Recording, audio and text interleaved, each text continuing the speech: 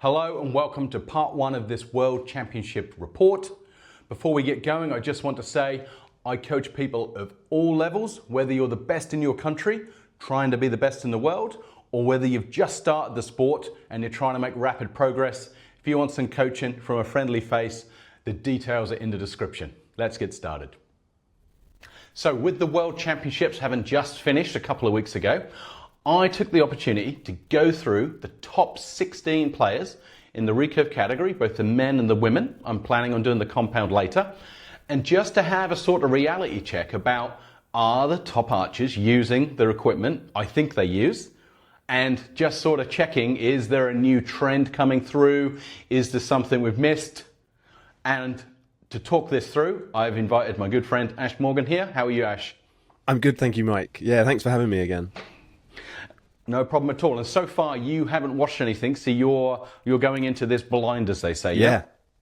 I haven't actually watched the footage, so this will be quite interesting, I think. So I've broken it down into the basic categories of equipment. I haven't gone down into lengths of stabilizer and how many ounces on each rod. But the more I looked at it, because it took me long enough to do this, I might do something like that, where we can actually say how many people are shooting a heavy setup, how many people are shooting a light setup. I think that could be interesting, but today we're going to stick with the broad topics. So to start off with, what would you think would be the most popular bows out there? So we've got 16 men, 16 women. I've got the numbers for both. Yeah. What do you think is going to be dominating at the moment? I would guess for the men, 10 metal Hoyt risers and 6 metal win risers. I forgot MK, but 6 metal. And we're double. We're 16 men and 16 women. So it's 32. Yeah. So I would guess for the men, 10 metal Hoyt and 6 metal win / maybe a couple of MK in there. You're not bad.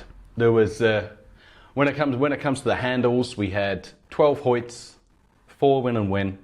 Wow, it's quite a strong bias there. And on the women, it was 9 Hoyt, 7 win. Yeah.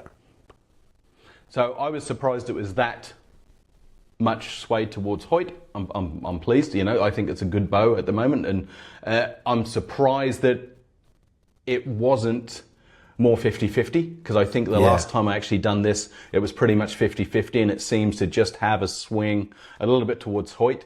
And when you break down between the Formula and International on the Hoyt, in total, so out of those 21 Hoyts, 9 of them were Formula, and more than I thought. And 13 of them are International fitting. Interesting. Yeah, that's more than I thought. Because did you spot how many of those International fitting were non-Hoyt limbs? I guess maybe we'll get onto that. Limbs are next, because you're right. That's the only sort of anomalies you see. Virtually every time someone had a win bow, they had win limbs. I think maybe even every time.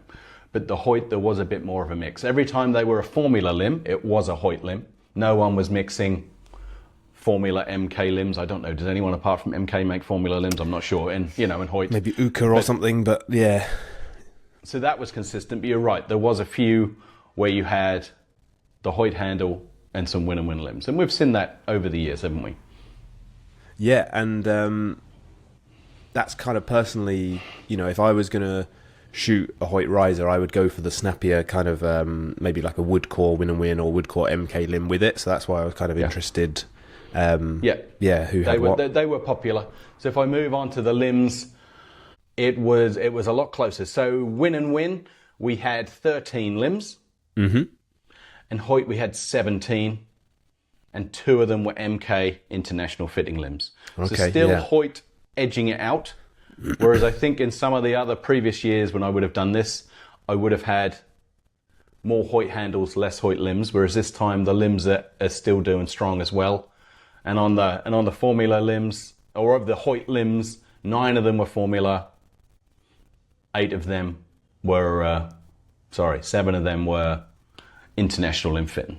Yeah, because I guess that kind of mirrors, maybe you feel like this as well, but maybe it was around 2012 to 2014 there were some of the issues with like some of the Hoyt limbs. Like there was one guy on the team that we both know where he had to go through a number of limbs to get like a pair that wasn't a bit twisted. I think they were the F7s or something. Like the quality wasn't there. Yep. But like now, since kind of post Quattros, I think really, you know, like when the Axis limbs, I don't know what all the models are called, but like the quality seems to have gone up quite a bit on the Hoyt limbs compared to, I guess, 10 years ago or so. I think so yeah, there's a lot less issues. Fair comment. I can't remember the last time I saw a broken pair of Hoyt limbs. Yeah. And back in the Quattro days, there was a few. You know, there was a few. And I won a couple of head-to-heads because of that. I was like, thank you very much. My opponent's limbs exploded halfway through. Thank you. Yeah. And you know, I would have thought there might have been a few more MKs in there, but there was just two. But I guess the point and some of the reason why I want to talk about this, these are all of the limbs there are quite what I would call standard top limbs. They're limbs you can get from any shop. They're limbs you see readily available. There's no super special limbs in there. There's no super recurve limbs. Silly There's recurves. No, dare I say it, Uka limbs. It is, because I often see the club archer overthinking it more than the top professional does. The top archer is trying to find some secret when actually that's the reason I want to do this today, is because all of the secrets are plain there for you to see, i.e. there is no secrets. Yeah. And I think that's a really good point because quite a lot of people used to ask me about Uka limbs. They'd always, like, I'd go to a competition and no one would ever ask me, like, why I shot, I say no one, but like very few people would ask me why I shot like wood core win-and-wins versus foam core or something, or like what length limbs I chose, or like how I would tune the bow. But lots of people would be like, have you tried the new Uka crazy recurve that like have an anti-stack or whatever it is, and like, have you done this? And two things with it. A, I just don't get why you would put that much money. It's not like they're cheaper than the top limbs. No, I believe they're more expensive often. Yes, that's the point. But I think that's also what I don't want to. That what persuades the club archer. They're more expensive. They must be better. Yeah, but actually, and also it's kind of that age-old thing of, similar to what I've said with really stiff stabilizers before, where it's like they're really stiff. They must be better. But actually, like, if you watch some top archers have shot them in the past. Some of the Uka limbs, I think. Notably, a couple of the Mexican team, Ernesto Baldman and Alejandro Valencia. 1 or 2 seasons, yes. Yeah, exactly. And very rarely in an Olympics, because with that stiffness and with that crazy recurve and all that crazy speed comes a lot of critical shooting. And you might see some good groups and then like a bit of a flyer. And this is what we talked about before with win-and-win carbon risers, isn't it? Yes. So I don't know why. And to the best of my knowledge, all of these win-and-win risers were aluminium. Yeah. Sometimes it's a little bit hard to tell, but to the best of as close as I could look, it's hard. There was no carbon risers there.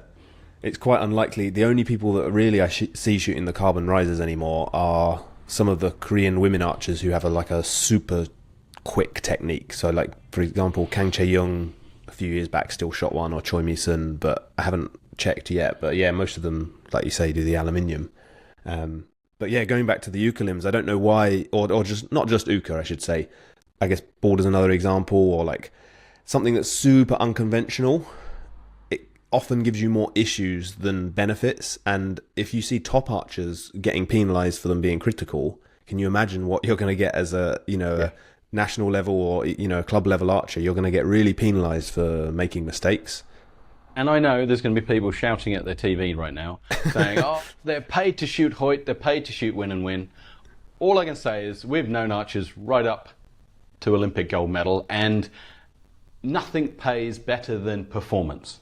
Yeah. So any bow, if it consistently got you an extra 3 points per qualifying round, that would justify buying the bow and not taking any prize money, because performance pays you so much more money than getting a free bow or getting $5,000 prize money for winning the Worlds. Yeah. It is performance pays, and we've been there. We know people. It is. I don't know a single person who's been won over by a check. It's always, you've got to have the performance, because without the performance, Your income is soon disappearing. This is going to go. And also, I don't know when the last time you shot was, but like I haven't been sponsored by Win for, I don't know, 10 years or 8 years or whatever it is. So like I have no like affiliation with them anymore. Also, I don't know if I ever said this, but I actually tried a pair of border limbs. Basically, I was encouraged to try a pair by someone at my club a while back, and I tried a pair, and exactly what we've discussed happened. They were really hard to tune because they were so critical. They were fast, I'll give them that, and that's the whole thing. Okay. But they were really hard to tune, not as forgiving, not as consistent day to day when I wasn't shooting as great. And because I think with the border ones in particular, they have a really low brace height, so it was quite difficult to kind of get them consistent with the string length and all the kind of normal things that you would have there. So I would be interested. Yeah, I'm sure we'll get some comments of people saying what their experience is with Border and Uka and all the other manufacturers that do that. And to be clear, I don't have a problem with other manufacturers, and I think you're the same. I have a problem with trying to reinvent the wheel that doesn't need reinventing. That's the kind of thing there. I want to get across. I guess the best way to sum up most of these answers here, I think they're the boring answer. But the boring answer is actually what's being used to deliver the world-class results. I hope you enjoyed that. And if you did, please subscribe as part 2 on stabilizers, sights and buttons will be coming soon.